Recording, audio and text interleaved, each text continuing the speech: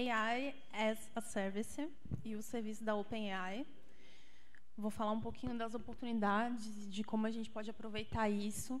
Acho que é interessante falar que essa palestra ela pode parecer um pouco documentação, mas eu vou trazer insights de projetos reais que eu participei no final. E eu vou falar ao longo, assim, para que pessoas que não conheçam, não entendam os conceitos e tudo mais, consigam acompanhar no final, chegar lá no final sabendo do que a gente está falando, né? Então, tá. Ih, não funcionou. Não. Eu vou ficar com ele aqui mesmo. Então, só me apresentando brevemente, meu nome é Letícia Coelho, eu sou engenheira de software na Arquitect, trabalho com projetos internacionais, eu também sou criadora de conteúdo nas redes sociais, como engenheira Coelho, produzo conteúdos que são tanto de soft skills quanto de hard skills, faço mentoria, palestra, sou escritora, sou ADM de comunidade, faço um monte de coisa, arrumo um monte de coisa para minha cabeça. E para a gente já começar alinhando expectativas, eu não sou especialista em inteligência artificial, é bem importante falar isso, mas eu tenho bastante experiência em integração de serviços e, para quem não entende a diferença das duas coisas, eu vou explicar ao longo da palestra. Então, o meu viés de experiência, a experiência que eu vou utilizar para trazer isso aqui para vocês é relacionada à integração de serviço. A Kamala Harris falou em uma das talks que ela estava dando que AI tem 2 letras e que todo mundo tem falado como se AI fosse só 2 letras. Mas é muito mais que isso e tem muito mais conceitos associados. Aí tem uma provocação de que AI as a Service, AI AAS, tem 5 letras. Então, qual a diferença entre AI e AI as a Service e por que é mais fácil usar AI as a Service do que AI nos projetos que a gente tem de software? Vou voltar bem inicialmente, para caso alguém não entenda esses conceitos, a gente ir, né, até o final. Existem muitas pessoas, muitas palestras, muitas pessoas falando que inteligência artificial é como se fosse uma inteligência humana sintética. Não necessariamente é. É bem interessante a gente olhar pela perspectiva de que a gente tem uma diferença, que a inteligência artificial ela é quase sempre puramente probabilística. Então, é probabilidade que rola ali embaixo. Nesse exemplo aqui, por exemplo, do curso do Code da Microsoft, a gente tem um exemplo onde, sei lá, 3 pessoas estão dando indicações e essas indicações elas vão sendo computadas dentro dessa bolinha aqui, que seria a nossa IA treinada. E a partir do momento que a gente tem algum tipo de modificação ali dentro, novas probabilidades vão sendo consideradas. Então, esse eu acho que é o primeiro ponto para a gente desmistificar que a inteligência artificial ela é probabilística. Ela não consegue, por exemplo, identificar coisas que ela não tenha sido treinada para identificar. Então, eu trago assim, essa caixinha preta aqui como sendo o modelo treinado de IA, que é justamente o que essa IA pode fazer, porque ela foi treinada para fazer. Né? Então, não apareceu algumas imagens. A inteligência artificial como serviço, a gente olha aqui, por exemplo, que se a gente perguntar para uma inteligência artificial treinada qual é um animal, ela consegue responder porque ela foi treinada com esses animais aqui, ela tem essas imagens pelo qual ela foi treinada. Agora, se a gente perguntar com algum animal que ela não conheça, ela não vai saber responder. Tanto que a gente teve aí alguns acidentes da inteligência artificial dos carros autônomos, que eles não conseguiram identificar modelos específicos de bicicleta e tudo mais. Então, a gente tem que deixar bem objetivo esse conceito de modelos e de modelos treinados, porque a gente só consegue identificar as coisas que tenham modelos específicos. Ih, minha palestra está toda quebrada. Será que se eu abrir de novo funciona? Vamos ver. Não. Brincadeira. Hã?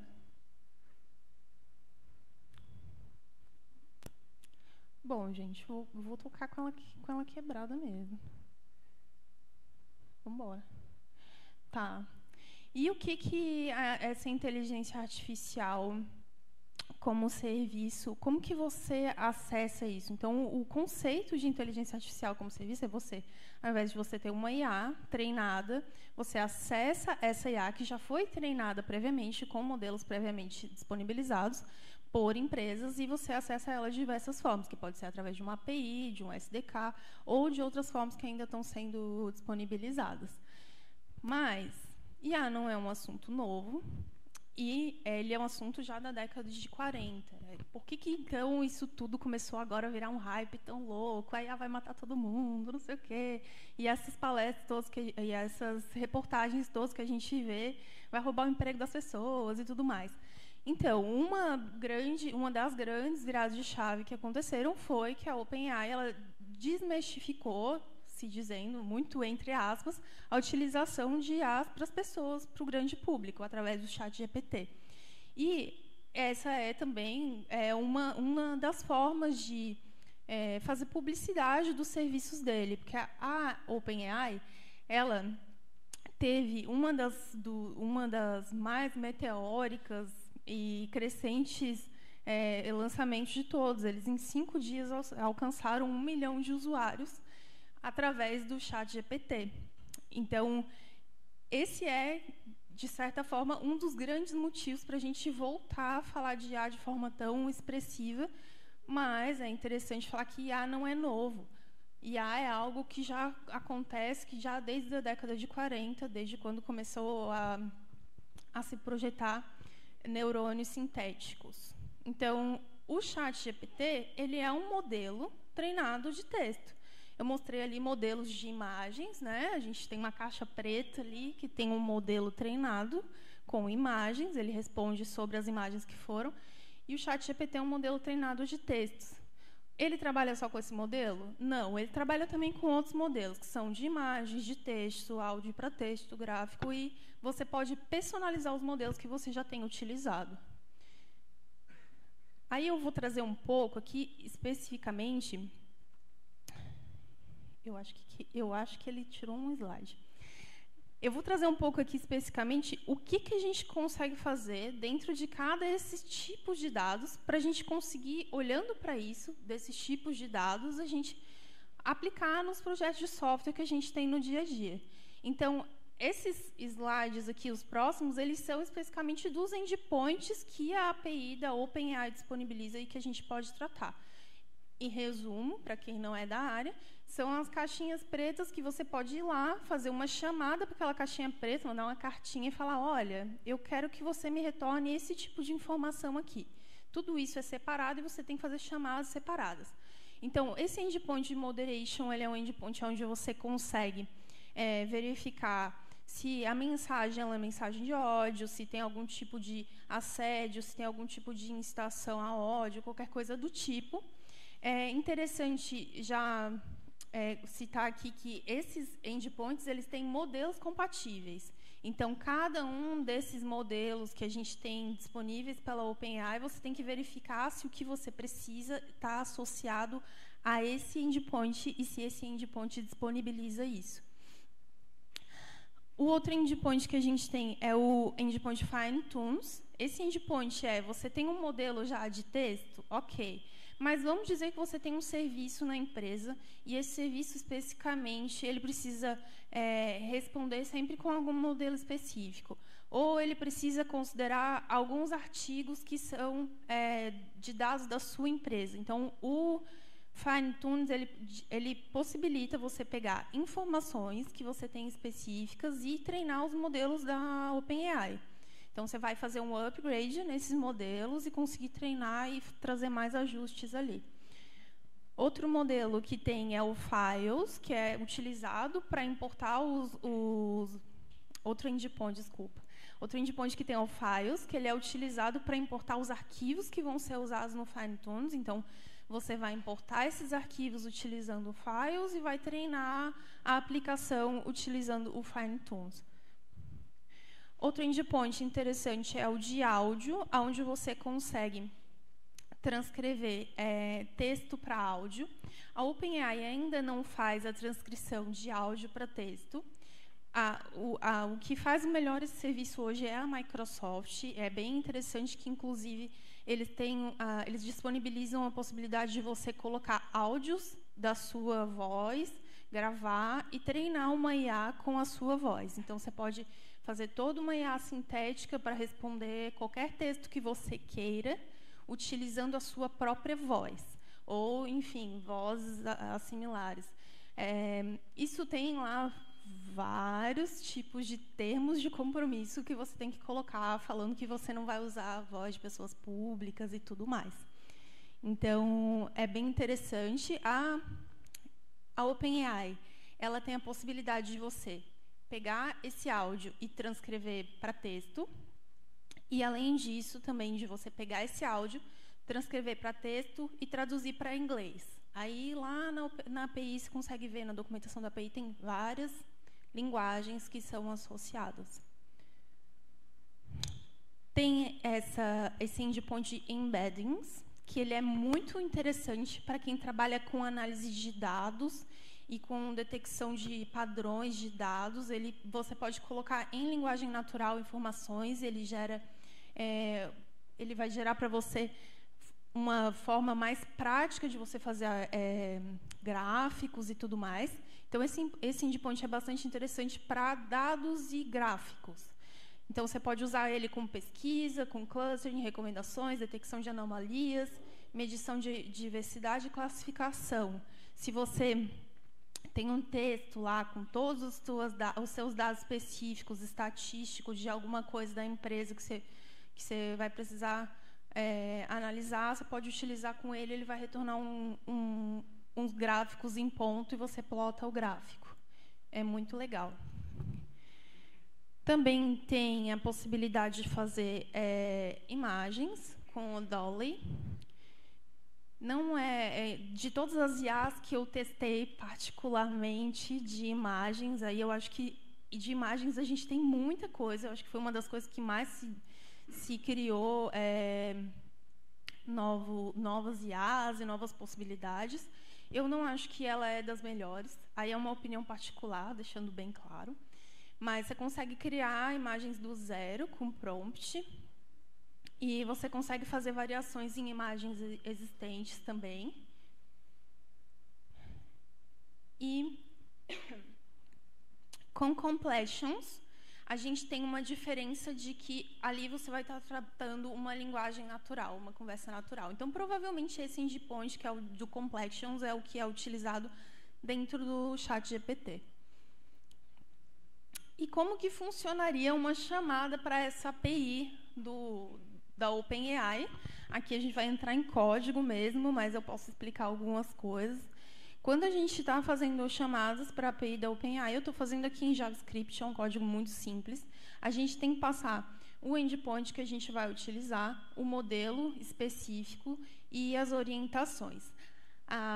Começou a rolar um assunto muito assim, vai ter engenharia de prompt e tal. Sim, a gente tem que ter um cuidado específico em como a gente passa esse prompt, porque, por exemplo, esse text da Vinci aqui, que é o modelo utilizado no completions, ele vai ser uma resposta de linguagem natural. Então, um exemplo seria, você vai perguntar alguma coisa, ele não vai dar resposta específica para você, ele vai dizer, claro, muito obrigada por perguntar, a sua resposta é tal.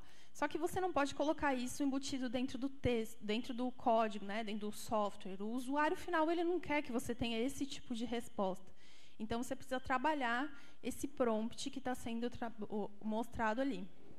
Aí, a gente olhando um pouquinho mais para atributos e possibilidades que a gente tem dentro da chamada da API. Aqui a gente está dando um endpoint, a gente está falando qual é o modelo que a gente quer. A OpenAI disponibiliza um site, uma página específica para a gente conseguir, dentro das nossas necessidades, definir qual é o melhor modelo que a gente pode trabalhar.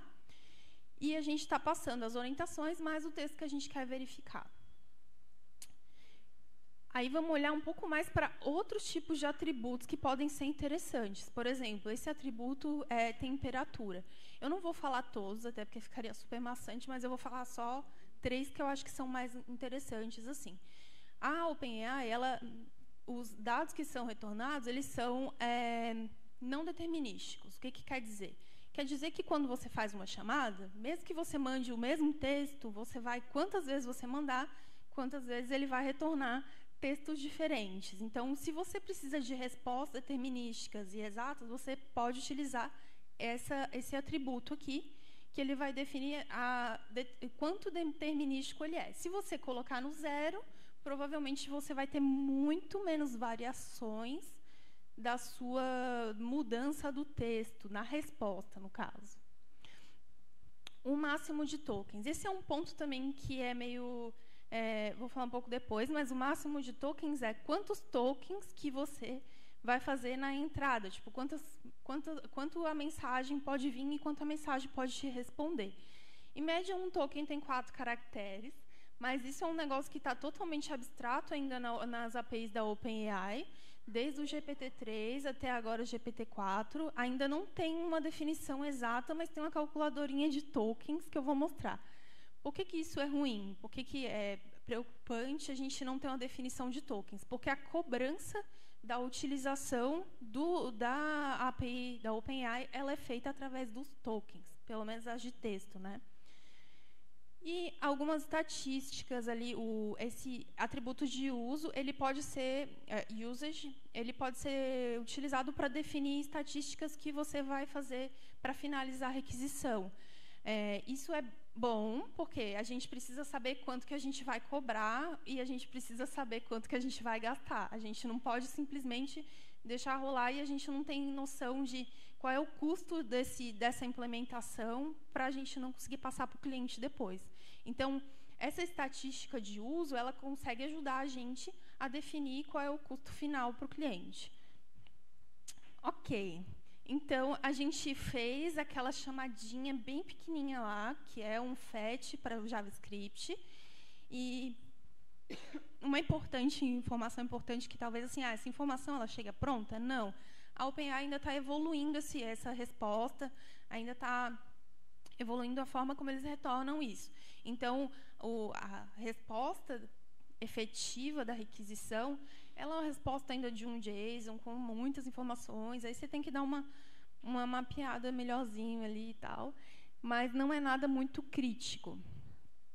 E aqui fica uma dica, claro, bem ampla, mas uma dica de arquitetura.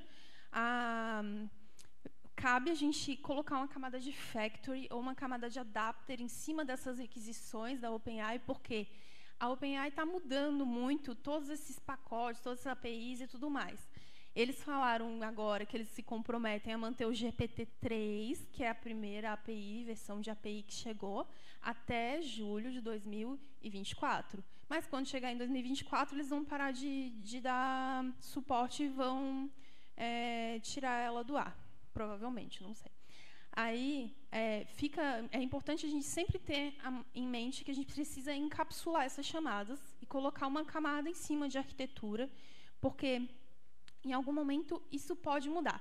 Não só mudar o endpoint, como mudar a forma como você recebe isso. E se você tiver essas chamadas encapsuladas em uma única camada, vai ser mais fácil de refatorar. Tá. Tão fácil assim, parece que não tem nenhum problema, é só fazer uma requisição e pegar, e está ótimo, e está lindo, mas não é bem assim. Algumas coisas ainda estão ruins, e daí elas estão ruins em várias APIs. A API da Microsoft ainda tem algumas coisas para melhorar em response time, mas é uma das que eu testei que tiveram ótimas respostas. A API da OpenAI, ela, inclusive, orienta na documentação que você tenha paciência com as requisições.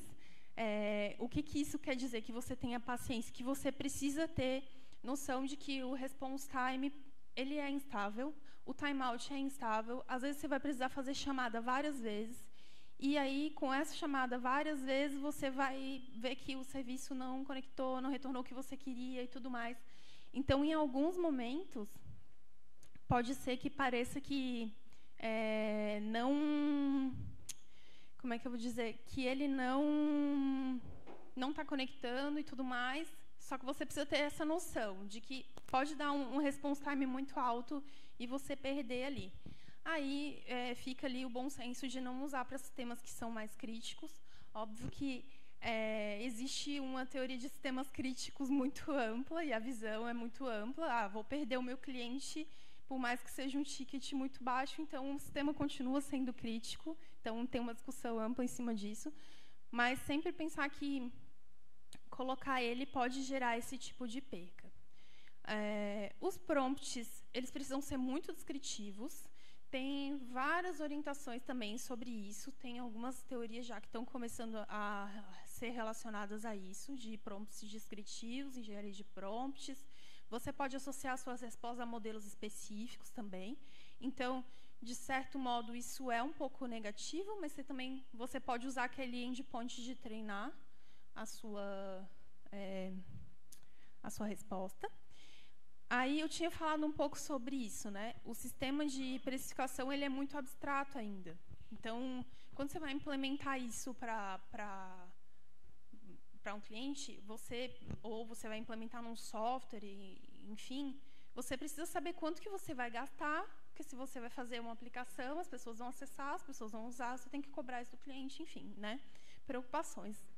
Aí é ainda bastante abstrato. Tem essa calculadorinha, né, que a OpenAI disponibiliza, onde ela mostra, né, que se você coloca ali uma frase, ela coloca quantos tokens. Só que isso varia bastante. Isso não tem com certeza tem um cálculo específico, mas aí você teria que implementar mais uma camada para conseguir fazer esse cálculo, e você tem que considerar o que o usuário vai falar no final. E, para além disso, tudo isso aqui continua contando como token. Então, quando você faz a engenharia de prompt, manda as orientações, tudo isso vai ser cobrado quantas vezes você mandar.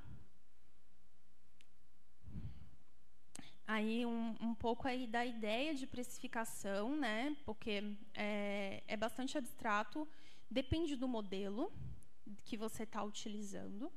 Depende do que você está fazendo com esse modelo, depende de quais atributos que você está colocando nessa chamada também, e tudo isso pode influenciar na precificação. Então, o mínimo pode ser ali de 0,001 centavos para 1.000 tokens, ou de 0,12 centavos de dólar para 1.000 tokens. A OpenAI disponibiliza $18 para quem quiser testar, então, se você quiser fazer uma implementação, é muito rápido. Você vai lá no site da OpenAI, você faz o cadastro, você pega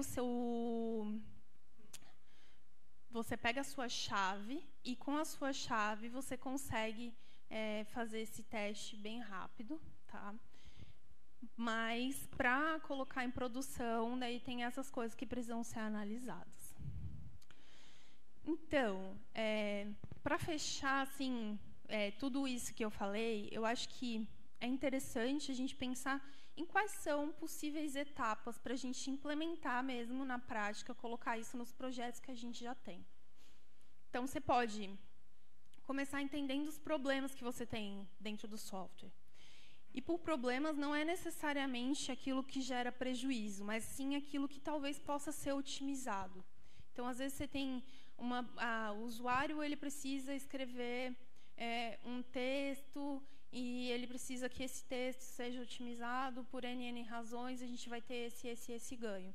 Então, como que a gente consegue repassar isso para o usuário? Como que a gente consegue fazer isso de uma forma mais fácil? Olhar para esses problemas diante das oportunidades que tem de dados, né? Áudio, estatístico, texto, e com isso você define o seu problema. Depois de definir o seu problema, você define quais são os dados específicos que você pode tratar dentro do software. Quais são esses dados que vão estar relacionados? Por exemplo, como eu falei, o usuário ele vai escrever um texto. Então, o input do usuário é o texto. Ou se você quer fazer um gráfico muito bom com base nesse texto do usuário. Então, quais são esses inputs específicos? Aí você entendeu já esses inputs, você codifica, né, uma chamada para API, enfim, faz o recebimento, trata o que você tem ali, realiza testes gerais, testes de implementação, de integração de IA, eles também são um pouco complexos, porque como é que você testa que uma requisição de algo não determinístico não está correto? Tipo, você não tem certeza da resposta. Você tem certeza do conceito geral da resposta, mas você não tem certeza que aquela resposta vai ser aquela sempre. Então, tem poucos estudos ainda sobre isso. Procurei bastante já. Mas talvez uma sugestão é você fazer uma rechamada para a IA, passando a resposta que você teve inicialmente, e com essa resposta você só pergunta: IA, está certo baseado nesses requisitos? Ok, legal. É uma, talvez, forma de solucionar testes para IA. Só que, ainda assim, você teria mais um tipo de cobrança em cima de testes. Então, tudo vale, você tem que analisar qual é o custo, qual é o benefício de determinada coisa. E realizar o refinamento, é você olhar para o prompt e olhar e ver se realmente esse prompt ele sempre vai retornar o que você precisa, ou se você pode melhorar um pouquinho mais, o que mais que você pode incluir ali naquele prompt. Então, aqui tem algumas referências, que são as principais que eu utilizei para fazer a palestra. Esse curso, inclusive, ele é gratuito, How AI Works. É um curso básico, é um curso bem legal para ter noção de machine learning, IA, tudo que está relacionado. Ele não fala de tecnologia específica, ele não fala de integração de serviço, mas ele fala de todos os conceitos gerais por trás de IA.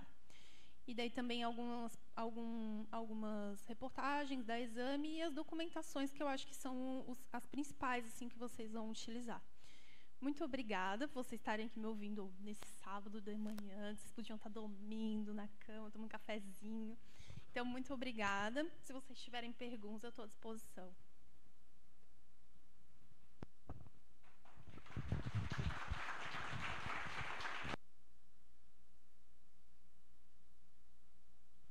Alguém gostaria de fazer alguma pergunta?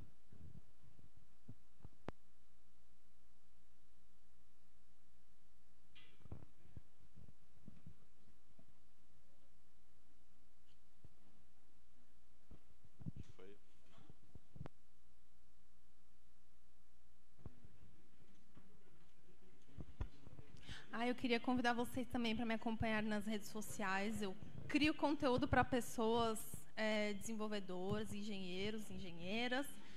Tem um projeto que eu estou fazendo agora que é os 100 dias de soft skills. Então, todo dia sai um post com um artigo ou com uma indicação de um action point ou de alguma coisa que você pode fazer para melhorar suas soft skills. Sai no LinkedIn, sai no Twitter. Pode perguntar. Letícia, eu só queria fazer aqui, eu acho que uma contribuição, Sim. Porque eu brinquei bastante com essa API da ChatGPT num projeto real. E aí eu também não sei o quanto você teve de experiência com a parte de áudio, com outras inteligências. Mas o que eu testei de vários serviços, o do ChatGPT foi o melhor disparado. Não sei se você chegou a testar outros. Eu testei outro. Eu estou tentando lembrar o nome agora. Ele era melhor do que o ChatGPT, só que era uma startup em início. Então, assim, eles tinham muita dificuldade de mandar a chave para a gente acessar. E eles não... Só que, na verdade, eu testei o contrário. Eu não testei dessa forma que você está falando, de conversão de... Foi texto para áudio, que você testou áudio para texto? Não, foi de áudio para texto. Isso, eu fiz o contrário. Eu fiz texto para áudio. Então, texto para áudio, a OpenAI não tem. Aí, quando eu estou falando que o da Microsoft era melhor, era por causa disso. Porque eu tinha utilizado texto para áudio e eles tinham vários tipos de opção, assim. Aí, de áudio para texto, eu acho que eu não testei. Eu testei de texto para áudio. Mas para português é muito bom o da ChatGPT. Agora, essa parte ali de tuning e tal, era a parte que eu ia começar a trabalhar agora, mas acabei saindo do projeto.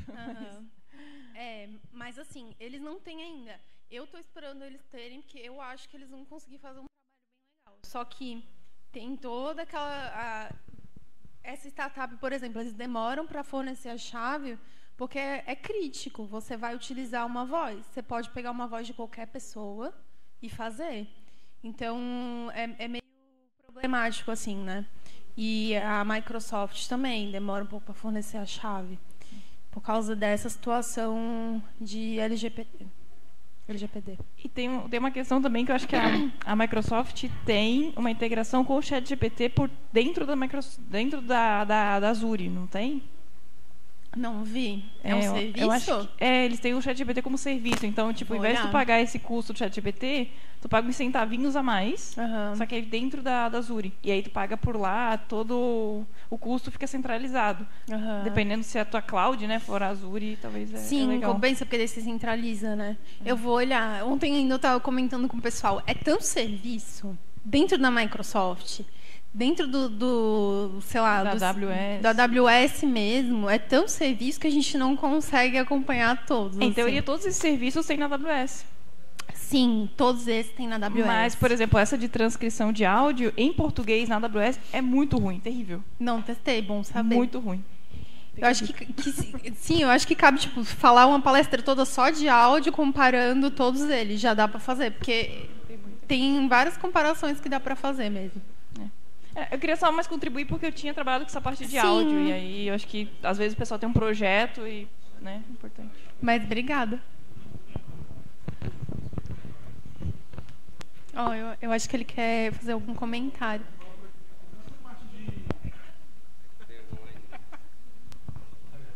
Então tá. Nessa parte de pesquisa, quando você usa ChatGPT ou outro tipo de IA, você vê que eles, quando você pede alguma informação mais específica, vê informações que são desconexas ou até erradas. Tem alguma coisa que pode ser feita para fazer uma verificação direta ou tem que ser você mesmo validar as informações que são passadas para o usuário, né, no caso? Olha, eu acho que, no fim das contas, alguns tipos de informação você tem que validar. Porque você não tem como é que eu vou dizer, você não tem total garantia de que o que vai vir ali é certo. Essa é uma discussão, inclusive, do pessoal que começou a usar muito ChatGPT para estudar, para escrever artigo e tudo mais, porque você não tem certeza, né? Por mais que você tenha uma base de dados gigante, onde foi utilizado para treinar ele, você não tem. Por isso que acaba que eu acho que utilizar em serviços em prod é mais interessante você utilizar para validação de alguma coisa, algum dado, mapear alguma coisa específica, que você tenha as informações todas ali dentro. Para você dar informações ou sugestões, você talvez teria que colocar ali que você precisa verificar. Eles colocam isso no site do ChatGPT, né? É porque é um problema porque a IA, ela não fala que não sabe. Se ela acha alguma coisa, ela vai chutar ali. Ela não vai te dizer, não tem informação suficiente para te informar. Sim. Ela não tem esse cuidado, né? Por isso que eu trouxe no comecinho, eu fiquei muito reflexiva assim, será que eu levo falando de um neurônio artificial? Será que eu preciso falar disso? Mas é por isso que eu trouxe no comecinho falando que a gente tem neurônios artificiais e que a IA é probabilística e você treina os modelos. Porque a gente precisa ter essa ideia de que a IA ela não é inteligente, ela é treinada a partir de um monte de coisa. E se essas coisas estiverem erradas, ela vai responder errado. É que nem quando você colocou ali o dinossauro, ela não ia falar, não sei, ela ia inventar um animal ali, ia falar que parece com a girafa, não sei. Possivelmente sim, eu acho que é tal coisa, depende do que ela estava treinada, né? E qual era o nível de pontos e de tokens que ela poderia, tokens não, tem outro nome, de chaves que ela poderia treinar. Então depende do nível de inteligência sintética da IA, sim, ela vai responder, olha, eu acho que é tal coisa.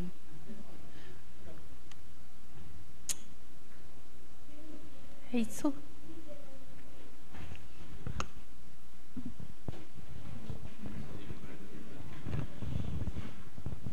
É isso? Mais alguém? Obrigada, gente.